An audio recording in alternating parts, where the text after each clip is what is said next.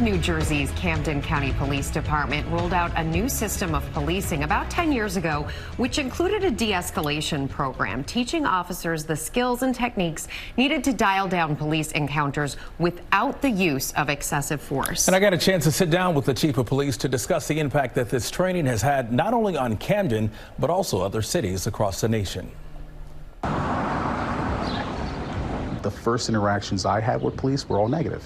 I still have trust issues, believe it or not, as a chief of police, because when I'm off duty, I don't look like this, and I get treated differently because of it. Meet Camden County, New Jersey's Police Chief Gabriel Rodriguez, the first Latino to lead its department.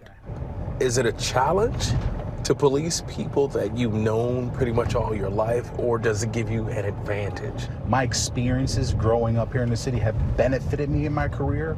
I always say if the streets can give out degrees, I would have a doctorate.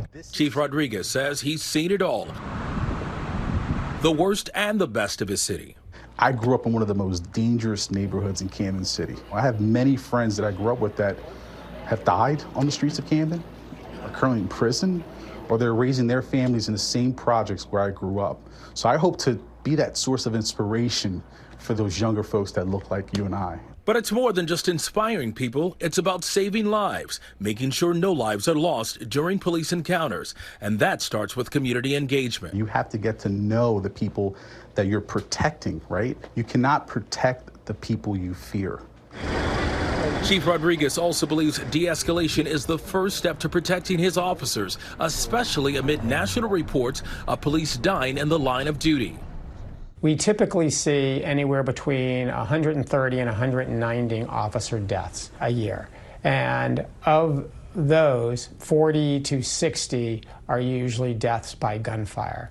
But already in 2024, we have seen 136 officers shot in the line of duty, and there have been 21 deaths of officers killed by gunfire.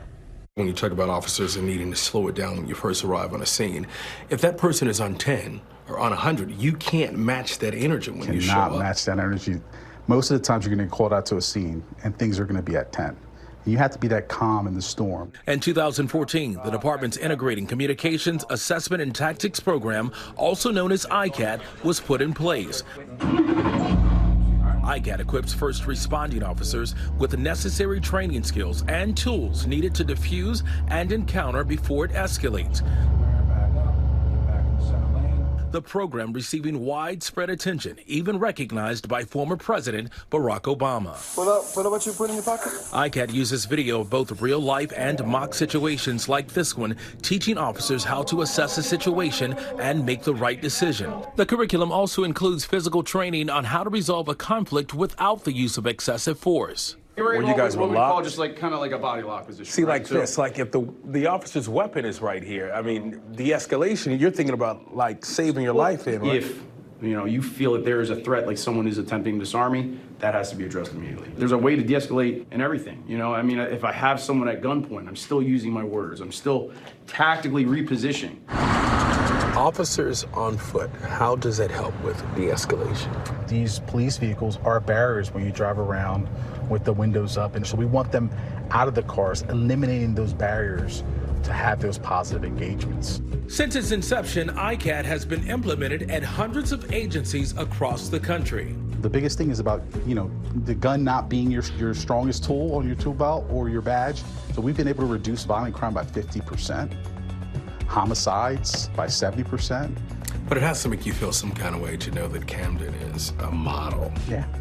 For the country. Yeah. The impact we've been able to have here to show what a true police department should look like in 2024 is something I'm very proud to say I'm the chief that wears that patch. Had some good work there, and Chief Rodriguez also weighed in on the New Jersey State Police and the criticism they recently received, and you can catch that part of my conversation and more on ABC News Live Weekend, airing on various streaming services like the ABC News app and, of course, on abcnews.com. And a shout out to Kimberly Ruiz for producing that piece. Looking forward to that.